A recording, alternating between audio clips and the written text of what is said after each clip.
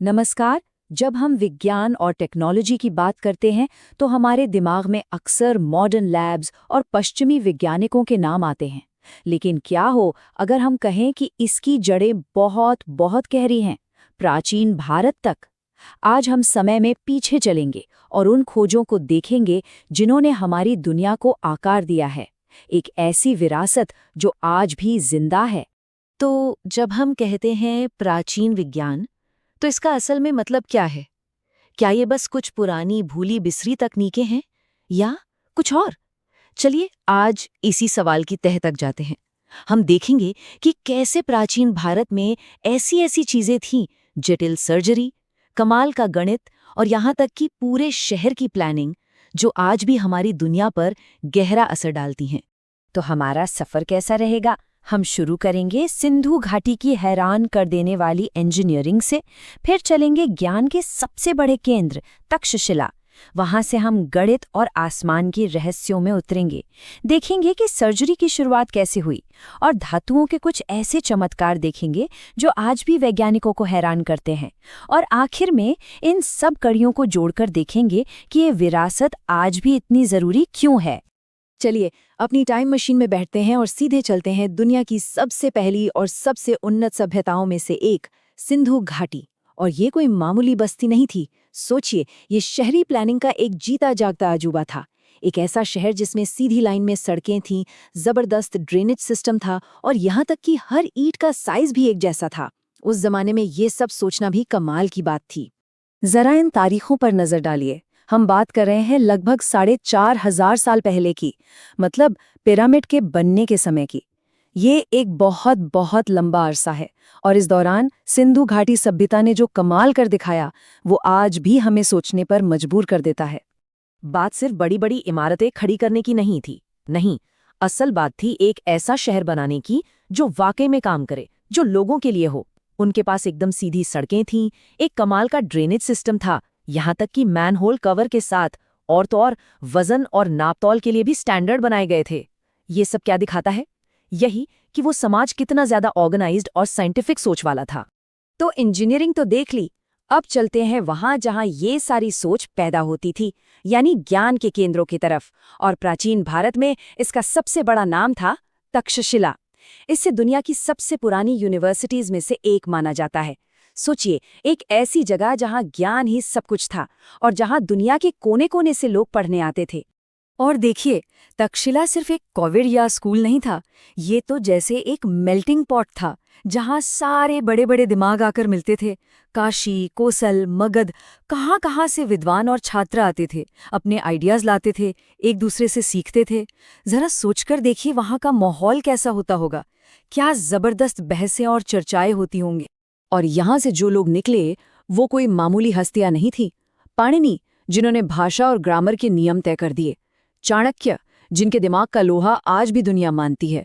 और मेडिसिन के दो सबसे बड़े नाम, चरक और जीवक, ये सब के सब इसी महान यूनिवर्सिटी की देन थे। इससे पता चलता है कि यहाँ हर तरह के ज्ञान की कद्र थी। ठीक है, अब एक ऐसे विषय की बात करते हैं जिसके बिना आज का विज्ञान अधूरा है। मतलब विज्ञान की भाषा ही कह लीजिए, गणित। और यकीन मानिए, प्राचीन भारत तो जैसे गणित की एक क्रांति का हॉटस्पॉट था। ये जो नाम देख रहे हैं ना, आर्यभट्ट, ब्रह्मगुप्त, भास्कराचार्य द्वितीय, ये सिर्फ नाम नहीं है, ये वो लोग हैं, वो पिलर्स हैं जिन पर आज का मॉडर्न मैथ्स टिका हुआ है। प्लेस वैल्यू सिस्टम हो, जीरो और नेगेटिव नंबर के साथ कैलकुलेशन हो, या फिर कैलकुलस के सबसे पहले आइडियाज, इनका काम सच में जबरदस्त था। और फिर आता है वो आविष्कार जिसने सब कुछ बदल दिया, शून्य यानी जीरो। देखिए, ये सिर्फ एक खाली जगह या कुछ नहीं का निशान नहीं था। भारत ने इसे एक असली नंबर की तरह देखा और ये क्रांतिकारी सोच थी। इसी एक आइडिया ने गणित को हमेशा हमेशा के लिए बदल दिया। सोचिए, जीरो नहीं तो बाइनरी कोड नहीं, बाइनरी कोड नहीं तो कोई कंप्यूटर नहीं। इतना जरूरी है ये। अब जरा इस नंबर को देखिए, 3.1416। ये आज से 1500 साल से भी पहले 5वीं सदी में आर्यभट्ट का पाई का कैलकुलेशन है। आज की वैल्यू के कितना कितना करीब। उस जमाने में बिना किसी सुपर कंप्यूटर के इतनी सटीकता, ये वाकई कमाल है। ये उनके जीनियस होने का सबसे बड़ा सबूत है। और आज के विद्वान भी यही मानते हैं। ये लाइन अपने आप में सब कुछ कह देती है। पहली सहस्राब्दी के महानतम वैज्ञानिक मस्तिष्कों में से एक। आर्यभट्ट का काम इतना गहरा था कि आज भी दुनिया भर के साइंटिस्ट्स और मैथमेटिशियंस उनसे प्रेरणा लेते हैं। चलिए अब गणित से चलते हैं मेडिकल साइंस की तरफ, और सिर्फ दवाइयों की नहीं बल्कि सर्जरी की हैरान कर देने वाली दुनिया में। और यहाँ हमें मिलते हैं सुश्रुत, जिन्हें फादर ऑफ सर्जरी यानी सर्जरी का जनक भी कहा जाता है। इनका काम अपने वक्त से मतलब सदियों आगे था और इसका असर आज तक है। ये सुश्रुत की सोच थी। वो मानते थे कि सर्जरी मेडिसिन का सबसे जरूरी हिस्सा है।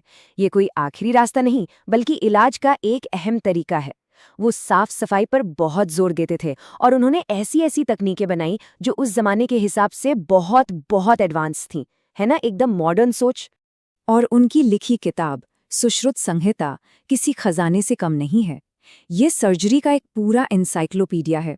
सोचिए, 186 चैप्टर्स, 1120 बीमारियों का जिक्र, 700 तरह के औषधीय पौधे, और सर्जरी करने के एक एक स्टेप को इतनी बारीकी से समझाया गया है।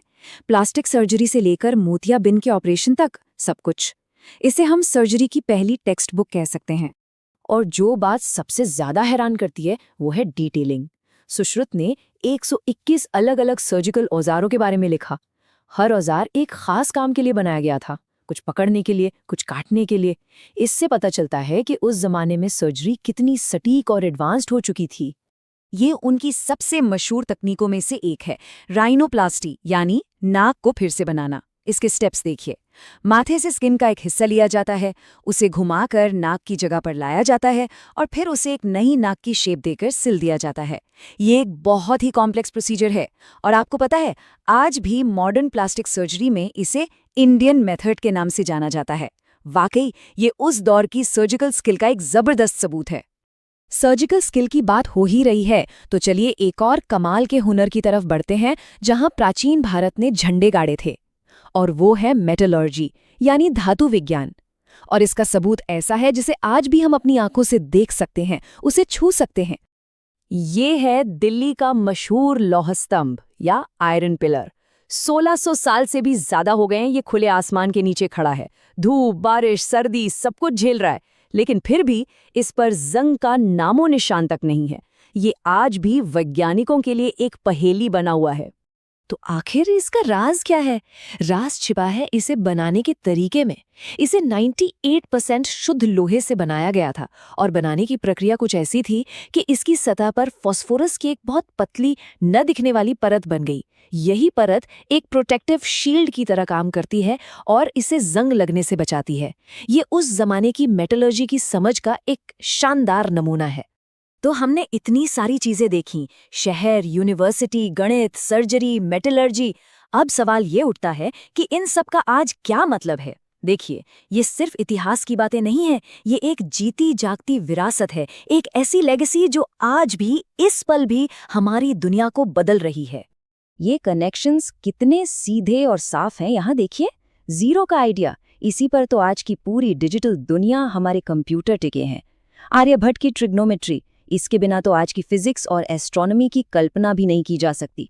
और सुश्रुत की राइनोप्लास्टी, वो इंडियन मेथड आज भी दुनिया भर के सर्जन इस्तेमाल करते हैं। ये विरासत हर जगह है, हमारे चारों तरफ। तो चलिए इस सफर को इस एक सवाल के साथ खत्म करते हैं।